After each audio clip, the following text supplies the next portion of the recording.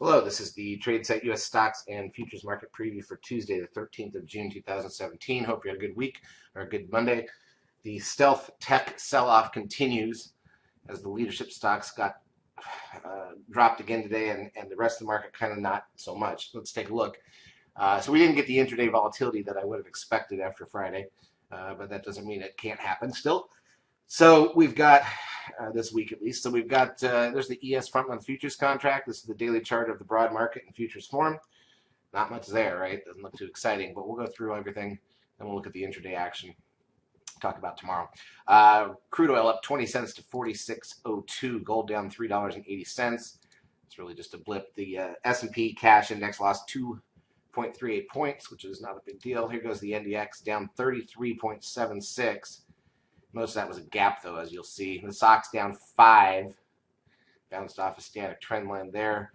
Biotech's down 8. That's kind of a blip on that index. The VIX up 76 cents at least.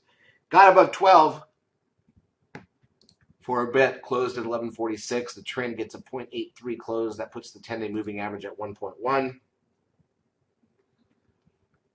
NASDAQ volume, 2.5 billion shares, down from the 3.21. Friday, advanced decline ratio finally went negative, though. NASDAQ advanced decline negative 295, pretty much flat on the New York plus 58. And then here's where it all was. Let's look at all the big ones. 4 out of the 5 big ones got hit again. Google down $8.31. It was much lower earlier in the morning. Apple down $3.56. It also was much earlier down, also much lower earlier in the morning. Amazon down 13.40.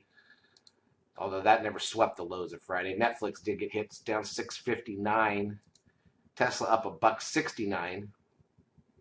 It's the one that was up of the big 5. 20-year bond ETF, the TLT, up or down 4 cents, no big deal. Goldman Sachs down 53 cents, also no big deal. All right, so let's take a look at the intraday action. 5-minute candles. And really, here's the ES, pretty uninteresting, isn't it? I mean, the range is... There's a little more range there than we've seen a lot of lately. About 10 points. It's not that exciting. But small gap down that never filled. Whole range of the day was set within 40 minutes. NASDAQ side, bigger gap down. And the thing that's amazing is how much time we spent on both the ES and the NQs right at where we had opened. So what does this mean for the next day? Well, we've got the 2-day Fed meeting starts on Tuesday. We got the PPI an hour before the bell, which is not a big deal. So decent chance the market's going to be sitting around waiting for something to happen, for things to move after the Fed, potentially. But we've still got options unraveling this week. It's triple expiration with the Fed. So the Fed announcement will be Wednesday. That's usually when you get the unravel. And because it's triple expiration this week, you would expect there to be some kind of unravel. So hopefully there's some good action ahead. It may not be Tuesday, but I bet you Wednesday or Thursday can get something going. Friday is a big question mark. Usually triple expiration, you're going to say it's going to be really boring.